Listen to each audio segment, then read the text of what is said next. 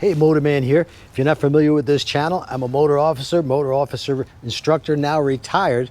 And on this channel, we talk about everything related to motorcycles, from motor officer tips, tricks, and techniques to riding motorcycles, road testing, etc. But today, we're going to talk about riding with a passenger, so stay tuned.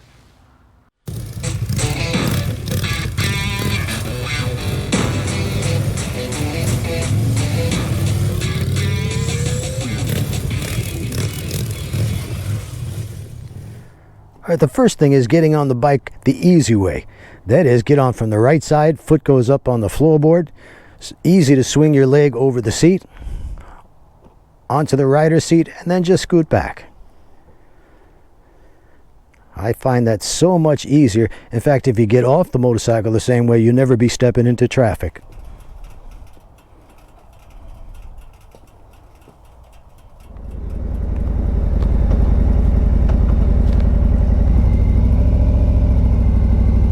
First thing is, when you're riding, you don't want to have your helmet slamming together. So the first thing to do is learn to shift smoothly.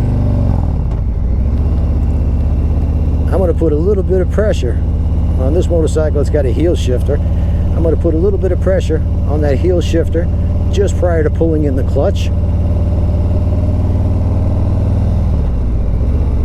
and not let off the gas completely. Makes for a very smooth shift.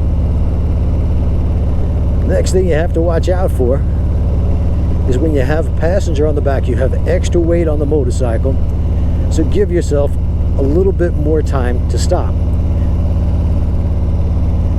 Now, it's not going to affect, well, depending on the weight of your passenger, it's not going to affect your stopping distances very much, but that is as long as you remember that you're going to need more pressure on the brakes. And I always like to stop with both brakes. So a little bit more pressure on the rear brake, and the stops are very easy. Again, smoothly apply those brakes. Don't grab them, don't snatch them.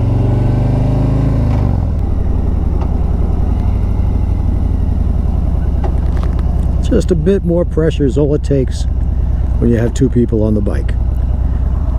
The heavier the passenger, the more extra pressure you're going to need.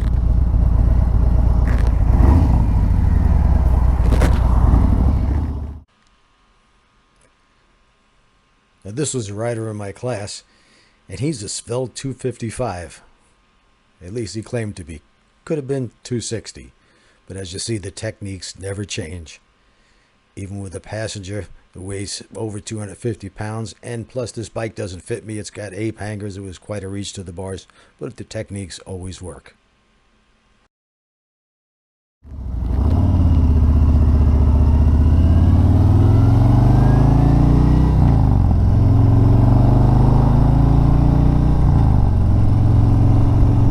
Now we're coming up to a winding road here, and this is very important.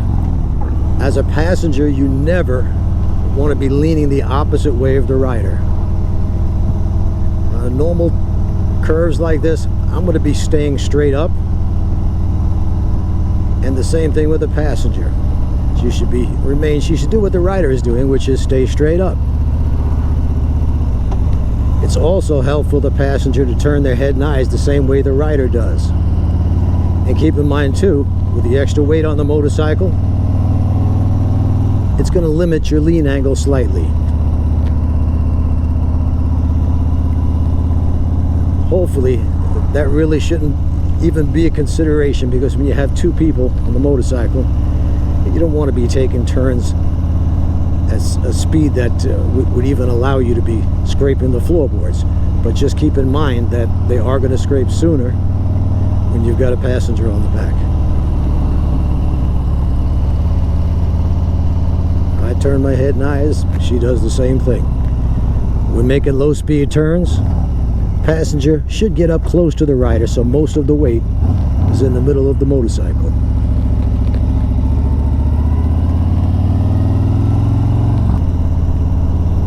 Now, when you're cruising along, there's going to be some times where the passenger needs to shift her weight around on the seat to find possibly a more comfortable position.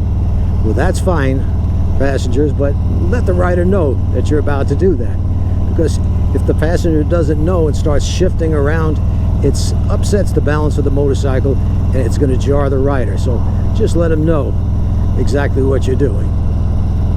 Communication, that's the key. And of course, it's extremely important to know the proper techniques for low-speed riding when you've got a passenger on board.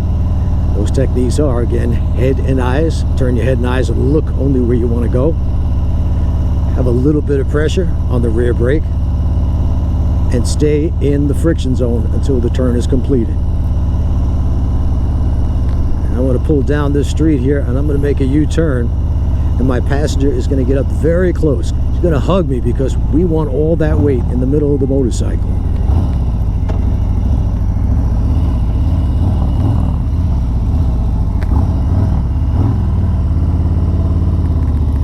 That's a 24-foot street.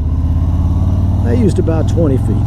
Don't want to push the motorcycle to its limits, as I said, when you got a passenger on board, because chances are the pegs, especially with a turn like that, are going to scrape a bit sooner.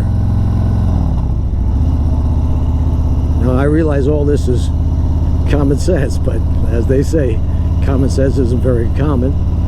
And I also realize that maybe if you're riding with a passenger, wife, girlfriend, whatever it may be, boyfriend, hey, I don't judge. That person may be or may weigh a lot more than my wife does. And I also want you to know that when I first started riding with her, on the back she was a slim trim 125 pounds. She's now ballooned up to 128. It doesn't matter. I know those techniques. I know them like the back of my hand, just as you should. But in case you think that it can't be done if you got a passenger that weighs, I don't know, 200, 250 pounds or more, watch this clip.